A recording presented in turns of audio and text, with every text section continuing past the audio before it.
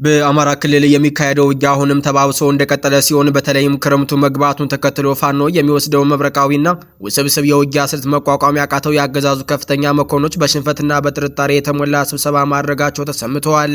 የስብሰባቸው ዋና አጀንዳም ፋኖ ከህወሓት ጋር ለመስራት ስምምነት ላይ ደርሰዋል። እንዲያውም ከዚያም አልፎ በህወሓት አጋዥነት የድሮን መቃወሚያ ተረክበዋል መባሉን ተከትሎ ሲሆን በአገዛዙ የጦር አበጋዞች በኢታማዦር ሹም ፊልድ ማርሻል ብርሃኑ ጁላ መሪነት ባደረጉ ስብሰባ የፕሪቶሪያውን ስምምነት በመናቅ የህወሓት ኃይል በከፍተኛ ሁኔታ ለጦርነት እየተዘጋጀ መሆኑንና የሽግግር መንግስት ማቋቋም እንደሚሻ በንቃት መልስ መስጠቱ ለስብሰባው ትልቁ አጀንዳ እንደነበረ ምንጮች ጠቁመዋል።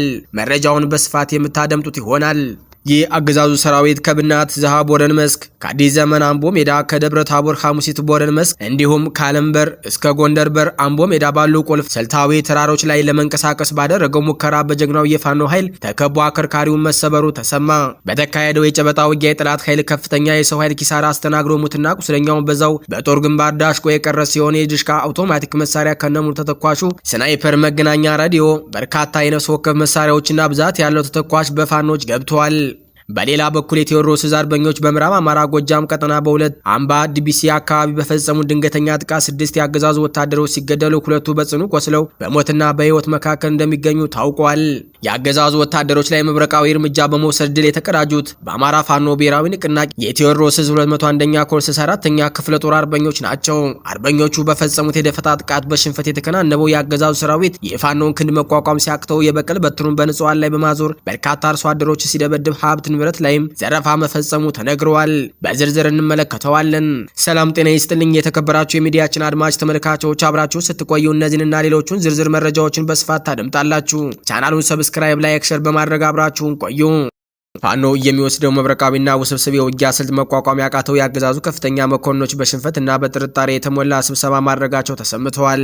ትናንት ሰኔ 10 እስከ ሐምሌ 10 የሚቆይ የሌሊት አፈናና ተከታታይ የድሮን ጥቃት እንዲሁም ከፍተኛ የፕሮፓጋንዳ ዘመቻ እንደሚጀመር የታወቀ ሲሆን በቀጣይ የሚካሄደው ውጊያዎችን የሚመራ የውጊያ ኮማንድ ፖስት በአገዛዙ በኩል መቋቋሙ ታውቋል። በፋኖ ጀግኖች የሽንፈት ጽዋ የቀመሰው የብልጽግናው አገዛዝ ከፍተኛ ወታደራዊ መኮንኖች በትናንትናው ዕለት ባደረጉ ስብሰባ በከፍተኛ መለያየትና የሽንፈት መንፈስ ተወጥረው መዋላቸው ታውቋል። አገዛዙ የፋኖ የውጊያ ስልት ውስብስብ እና የኃይል ሚዛን የሚፈታተን ሲል የገለጸው ሲሆን ከሰኔ 10 እስከ ሐምሌ 10 የሚቆይ አንድ ወር አዲስ የጥፋትና የፕሮፓጋንዳ ዘመቻ ለመጀመር ማቀዱ ተረጋግጧል። የአገዛዙ የጦር አበጋዞች በኢታማዦር ሹም ፊልድ ማርሻል ብርሃኑ ጁላ መሪነት ባደረጉ ስብሰባ የፕሪቶሪያውን ስምምነት በመናቅ የህወሓት ኃይል በከፍተኛ ሁኔታ ለጦርነት የተዘጋጀ መሆኑንና የሽግግር መንግስት ማቋቋም እንደሚሻም በንቃት መልስ መስጠቱ ለስብሰባው ትልቁ አጀንዳ እንደነበረ ምንጮች ጠቁመዋል። ይሁን እንጂ ዋና ትኩረታቸው የፋኖ የውጊያ ስልት በዘመናዊ ጦር ታሪክ ውስጥ ውስብስብ ያካሄድ ሚዛን የሚፈታተን መሆኑ ለመቀበል ተገደዋል። ይህን የፋኖ መብረቃዊ ጥቃት ለመቋቋም አገዛዙ ከትላንት ሰኔ 10 እስከ ሐምሌ 10 የሚቆይ በሌሊት የሚደረግ ያፈና የከበባ ኦፕሬሽን ተከታታይ የድሮን ጥቃት በብርጋዴር ጄኔራል ጌትነት እና በዳንኤል ክብረት የሚመራ ከፍተኛ የሐሰተኛ ፕሮፓጋንዳ ዘመቻ ለመክፈት እቅድ ይዘዋል። በቀጣይ የውጊያ ምዕራፍ በበላይነት ለመምራት በጠቅላይ ሚኒስተሩና በወታደራዊ ካውንስሉ የሚቋቋመው አዲስ የኮማንድ ፖስት አገዛዙን መፍረከክ ስሜት መሸፈን አለመቻሉ በስብሰባው ላይ ታይቷል። መረጃውን ያደረሱ ምንጮች እንደገለጹት አገዛዙ በቅርቡ ፋኖ እጅ ሰጠ የሚል የሐሰት ፕሮፓጋንዳ ለመንዛት የተዘጋጀ መሆኑን የአማራ ህዝብና የፋኖ ጀግኖች ይህንን ተንኮል በጥንቃቄ በመከታተል ለክረምት ወራት ወሳኝ ፍልሚያ በዝግጁነት እንዲጠብቁ ታሳስበዋል። የፋኖ ኃይሎች በአገዛዙ የጥፋት እቅድ ሳይሸበሩ ትግሉን አጠናክረው እንዲቀጥሉ መልእክታቸውን አስተላልፈዋል። የአገዛዙ ሰራዊት ከብናት እስከ ዝሃ ቦረን መስክ፣ ከአዲስ ዘመን እስከ አምቦ ሜዳ፣ ከደብረ ታቦር እስከ ሐሙሲት ቦረን መስክ እንዲሁም ከአለምበር እስከ ጎንደር በር አምቦ ሜዳ ባሉ ቁልፍ ስልታዊ ተራሮች ላይ ለመንቀሳቀስ ባደረገው ሙከራ በጀግናው የፋኖ ኃይል ተከቦ አከርካሪውን መሰበሩ ተሰማ። በተካሄደው የጨበጣ ውጊያ የጠላት ኃይል ከፍተኛ የሰው ኃይል ኪሳራ አስተናግዶ ሙትና ቁስለኛውን በዛው በጦር ግንባር ዳሽቆ የቀረ ሲሆን የድሽቃ አውቶማቲክ መሳሪያ ከነሙ ተተኳሹ፣ ስናይፐር፣ መገናኛ ሬዲዮኖች፣ በርካታ የነፍስ ወከፍ መሳሪያዎችና ብዛት ያለው ተተኳሽ በፋኖች ገብቷል። የአገዛዙ ኃይል የፋኖ አርበኞች በቅንጅት በሰነዘሩበት ድንገተኛ ጥቃት ክፉኛ መመታቱ ሲነገር በተካሄደው የእጅ በእጅ ውጊያ የአገዛዙ ኃይል ሙትና ቁስለኛ ከመሆናቸውም በላይ በርካታ ከባድና ቀላል የጦር መሳሪያዎች በአርበኞች ገብቷል። በአማራ ፋኖ ብሔራዊ ንቅናቄ ጎንደር ጠቅላይ ግዛት በላይ ዘለቀ ስር የሚንቀሳቀሱ የ204ኛ አስቻለው ደሴ ኮር ጄኔራል ፈንታ በላይ ክፍለ ጦር እና የፋሲል ክፍለ ጦር አርበኞች በጋራ በመሆን በአገዛዙ ሰራዊት ላይ ከባድ እርምጃ ወስደው አንጸባራቂ ድል ተቀዳጅተዋል። ሬሽን ለማቀበል ከብናት አዲስ ዘመን ወጥቶ የነበረው የጠላት ሰራዊት በጀግኖቹ 360 ዲግሪ ተከቦ ዳሽቆ ቀርቷል ሲሉ ምንጮች ገልጸዋል። የአገዛዙ ወታደሮች ከብናት ዘሃ ቦረን መስክ፣ አዲስ ዘመን አምቦ ሜዳ፣ ከደብረ ታቦር ሐሙሲት ቦረን መስክ እንዲሁም ከአለምበር ጎንደር በር አምቦ ሜዳ ባሉ ቁልፍ ስልታዊ ተራሮችን ቆርጠው በመያዝ ለመቆጣጠር ያደረጉት ሙከራ መቃብራቸውን በጥልቀት እንዲቆፍሩ አድርጓቸው ውለዋል። በግዙፉ 204ኛ ሲያለው ደሴ ኮር ምክትል አዛዥና የጀነራል ፈንታ በላይ ክፍለ ጦር ዋና አዛዥ አርበኛ ጌታ መሳፍንት የመራቸው ጀግኖች እንዲሁም የጀነራል ፋንታ በላይ የመንፈስ ልጆች ትናንት ሰኔ 10 ቀን 2018 ዓ.ም ከእኩለ ቀን በኋላ ጀምሮ በወሰዱት የከበባ እርምጃ ጠላትን በጨበጣ ውጊያ ከባድ ጉዳትን እንዲያስተናግድ አድርገውታል።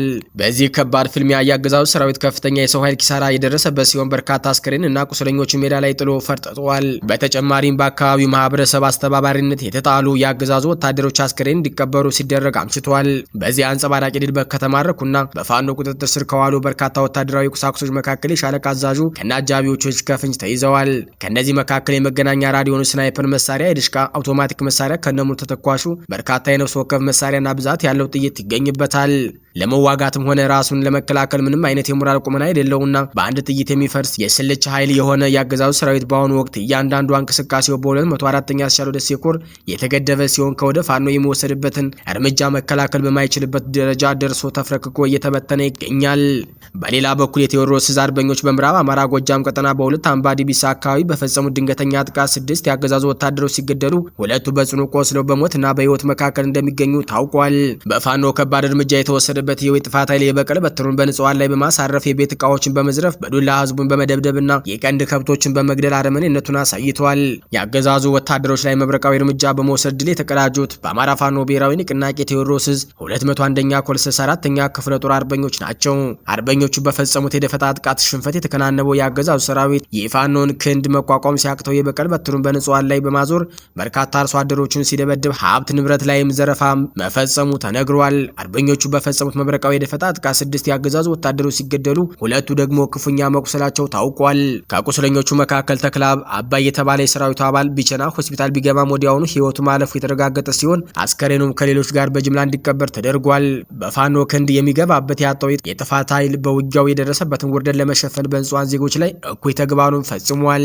በተለይም በሁለት አምባ ሚሳ ቀበሌ መምህር ሰው ዓለም የኔሰው የተባለ መምህር ሙሉ የቤት ዕቃዎች፣ የሸዋስ መንግስቱ የልብስ መስፊያ መኪናና የኤሌክትሮኒክስ ሱቅ ሙሉ በሙሉ ተዘርፏል። በተጨማሪም እነዚህ አገዛዙ ታጣቂዎች ሞገስ ስንታየውና ሀብቴ አያሌውን በዱላ በመደብደብ ለአካል ጉዳት ዳርገዋቸዋል። ዲያቆን ባንታ አምላክ ውዱ የተባለ ቤተክርስቲያን አገልጋይን በአፈሙዝ በመምታት የቻለ ሞሴን ቀንድ ከብቶችን ደግሞ በአሰቃቂ ሁኔታ በጥይት በመግደል የጥላቻቸውን ጥግ በተግባር አሳይተዋል። የምኒልክ ዕዝ አርበኞች ከእጁ ገነት ወልዲያ ከተማ በቅርብ ርቀት ሰዋ ሜዳ ተብሎ በሚጠራው አካባቢ ላይ በፈጸሙት የሽምቅ ጥቃት 23 የአገዛዙ ወታደሮች መደምሰሳቸው ተሰምቷል። በተጋድሎ ሬሽንና ተተኳሽ ጭኖ የነበረው ወታደራዊ ኮንቮይ ከጥቅም ውጭ መደረጉ ተነግሯል። የአማራ ህዝብ ህልውና ለማስጠበቅ በጽናት እየታገለ የሚገኘው ጀብደኛው የፋኖ ኃይል በወሎ ከእጁ ገነት ወልዲያ በቅርብ ርቀት ልዩ ስሙ ሰዋ ሜዳ በተባለ ስፍራ በጠላት የብልጽግና ቡድን ተላላኪ ወታደሮች ላይ በወሰደው የማያዳግም የደፈጣ ጥቃት ጸረ ህዝብ የሆነው ኃይል አይቀጡ ቅጣት ቀጦ ድል ተቀዳጅቷል። የፋኖ ልዩ የጦር ብርካትና እምቅ አቅም መቋቋም አቅቶት የተሽመደመደው የአገዛዙ ኃይል የደረሰበትን አስደንጋጭ እልቂትን ለመሸፈን ሁሉም የአማራ ፋኖ ነው በሚል የበቀል በትሩን በንጹሃን ላይ በማንሳት ህጻናትና አዛውንቶችን በገፍ መረሸኑ ታውቋል።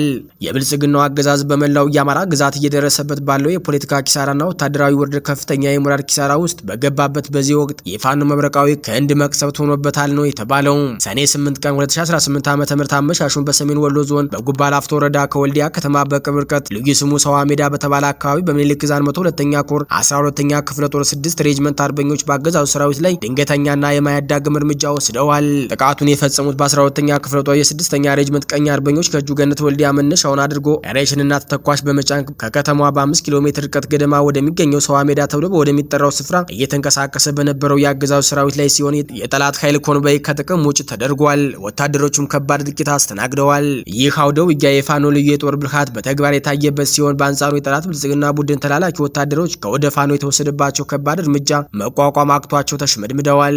በዚህ የተሳካ ማጥቃት 8 የአገዛዙ ወታደሮች ሲገደሉ 15 የሚሆኑት ደግሞ በጽኑ ቆስለው ለሕክምና ወደ ወልዲያ ሆስፒታል መወሰዳቸው ታውቋል። የፋኖን ጀግነት በሜዳ ላይ መመከት ያቃተው የብልጽግና ኃይል አንድ የ9 ዓመት ህጻን ልጅና አንድ የእድሜ ባለጸጋ አዛውንት ላይ በግፍ በመተኮስ ነጻ እርምጃ ወስዶባቸዋል። የምኒልክ ዕዝ አርበኞች የህልውና ትግሉ ግቡን እስኪመታ ድረስ በጠላት ላይ የሚወስዱትን የማያዳግም እርምጃ አጠናክረው እንደሚቀጥሉ አስታውቀዋል። የዕዙ አርበኞች ከሚያካሄዱት የጨበጣ ውጊያ በተጨማሪ አደገኛ የሆኑ የሽምቅ ጥቃቶችን፣ የስቦ መምታት እርምጃዎችን በመውሰድ የጠላትን ኃይል አሽመድምደው ውጊያን በበላይነት እንደተቆጣጠሩ በድል እየገሰገሱ ይገኛሉ። የተከበራችሁ ውድ አድማጭ ተመልካቾቻችን የዕለቱ አበይት ዜናዎች እስካሁኖቹ ነበሩ። በሌላ የዜና ሰዓት እስከምንገናኝ